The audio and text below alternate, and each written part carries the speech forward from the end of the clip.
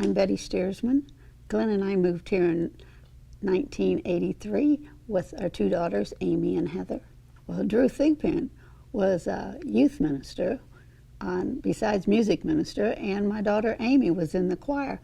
And he says, well, where are you from? And she says, from Houma, Louisiana. He says, oh, I know that place. And then he called us to welcome us.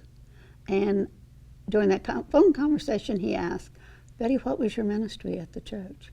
I said, I was director of a deaf ministry at First Baptist Houma. And he asked, could you do one here? I said, if the church is willing and if this is where God wants it, yes. I met with Bill Wilson. I had a letter of recommendation there from my pastor. And then he invited me there to the deacons meeting. And I presented it to the deacons at that time and showed them that it just wouldn't be, there would be motions, there would be actions along with it. And they need to consider if it would be a distraction. Because if Jonathan, David's friend, was going to pull a bow and arrow, well, I was going to pull the bow and arrow. And so then they got back to me, and it was a go. It was in April of 1984, and a friend of mine was here from Louisiana, had brought her deaf daughter. And so that was the first time I actually interpreted a worship service. And it was when Charlie Warren was speaking about them adopting Jan, who was multi-handicapped, blind and deaf. It was zero at first. You know, I would send flyers, or I would find one deaf person and knock on their door. They didn't have texting and all the communication they have now. It was just door to door, you know, get an address, go and look. I met with the gentleman at the Tennessee Baptist Convention, and I got a couple names from him, and it was just one at a time, you know. And then Joy Mangrum was one of the first ones that came regularly, then Amy Allison, then we had Lee Mason there in the church. And so it was slow. But I started a sign language class for adults and youth. And, you know, they were all there. They were supportive. That we did a youth sign choir way back in the beginning with Amy being in the youth group, Marta Smith, you know. Anything that I could do to help get the information out that we were here. Well, the amazing thing was my goal wasn't always a deaf ministry. My ultimate goal was a deaf church, deaf leading the deaf, that they definitely didn't need a hearing person, that they needed deaf to lead the deaf. And so that was my goal. And then when Joy came, you know, I talked to her about a deaf church, and she says, really? I said, yes, the deaf need to lead the deaf. And so that, you know, it's just a slow growth. It is just always a slow growth. But the support I had here was amazing among the hearing. And then when we were able to start doing revivals and things, that was under Mike Glenn, was amazing. We had Carter Bearden Senior here, who was like the Billy Graham there of the deaf world, that he came, and the hearing people provided all of the meals there for that weekend. And we had done visitation blitz. Memphis and Knoxville had come to help us. It was amazing. And Memphis and Knoxville met me when SBCD was at Southern Baptist Conference for the Deaf, was at Belmont. And they came and they said, we have a plan. I said, what is it, guys? And he said, and they said, we will send representative once a month. Well, each church would take a month to fulfill the pulpit for a deaf church. So then I went back to Mike and I said,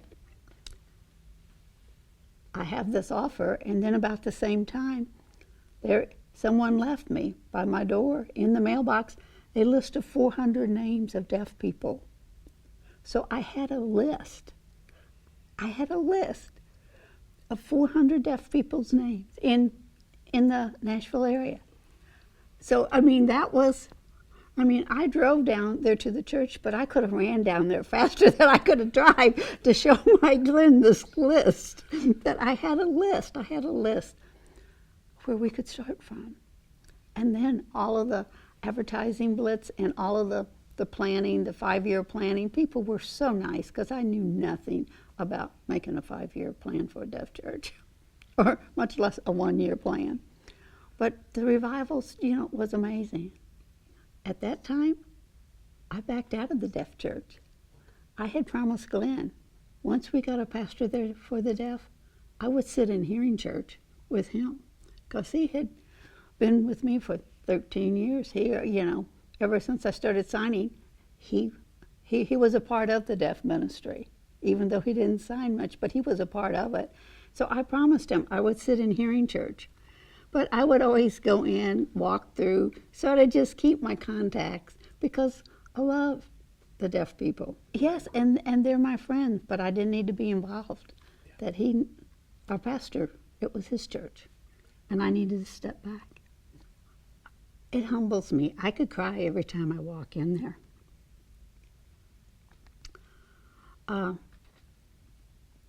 And I'll never forget that Mike Glenn, when we did the groundbreaking ceremony, Mike was wonderful. He allowed me to turn the first shovel of dirt. And and it was like, Mr. Inman was amazing. And then the pictures were taken with our pastor and Mike and the Inmans. But I was honored beyond words for Mike Glenn to allow me to turn that first shovel of dirt. It was like a dream come true. Well, wait, before that, the Deaf Seminary, DTC, the Deaf Theological Seminary. There is no seminary that will pay for interpreters. They're for the deaf to go to seminary. So where are our pastors, our deaf pastors, getting education? Where are the missionaries getting their seminary background? There isn't. Our church saw the vision to do a training center here. And we partnered with IMB and Union University. And we have a 5-month seminary program here. And it's all deaf-centric. It is amazing. It's amazing. And then we realized at the 20th anniversary of the Deaf Church, Mike said he wanted a deaf Bible. And I said, well, yes. Our seminary students don't have a Bible in their language. Neither does our pastors. Neither do our missionaries. And so I said, yes, we'll do it. And so we launched an app. This is bigger than I could have ever imagined. I mean, I just wanted a deaf ministry, and I was praying that they'd go for a deaf church. Never, ever did I imagine this. And at the end of this year, there was a Deaf Bible. We hope to have it in 18 or more languages using our app. The Deaf Bible is a team of IMB and Brentwood Baptist. It's just amazing. It has been amazing. The support for the youth, the support for the deaf, but just as a church, the support I have as a widow now is just amazing. I go some, but really I'm more active there in the deaf church now. Yeah.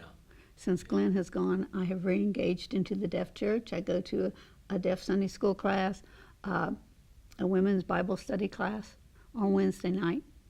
I also attend a hearing Bible study, but I also go to the women's study on Wednesday night. I'm part of the Bible team that's doing the Deaf Bible. I pray and I just meet with them and we watch dates and timelines and all of that.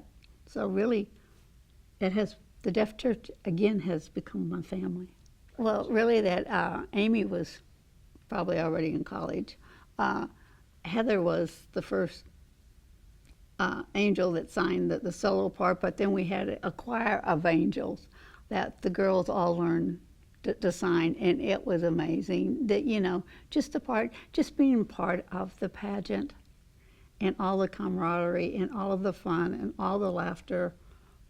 Yes, it was a lot of work, but those are good memories. Anybody that you connect with that's been part of that pageant in one of those years, I mean, it's still there and it's still precious to us. It was just a time of us being together. The one thing that amazed me was it might have been Amy's senior year that they went to Chicago with the Kleins, that they were in charge of the youth group, and Amy went and they were serving as mission in Chicago, and that she noticed a lady sitting there by herself, and after they served, Amy says, well, thought to herself, I'm going to go sit down next to her.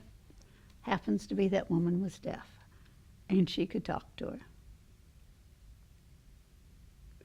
So it's just all of those kind of things that just brings back heart memories.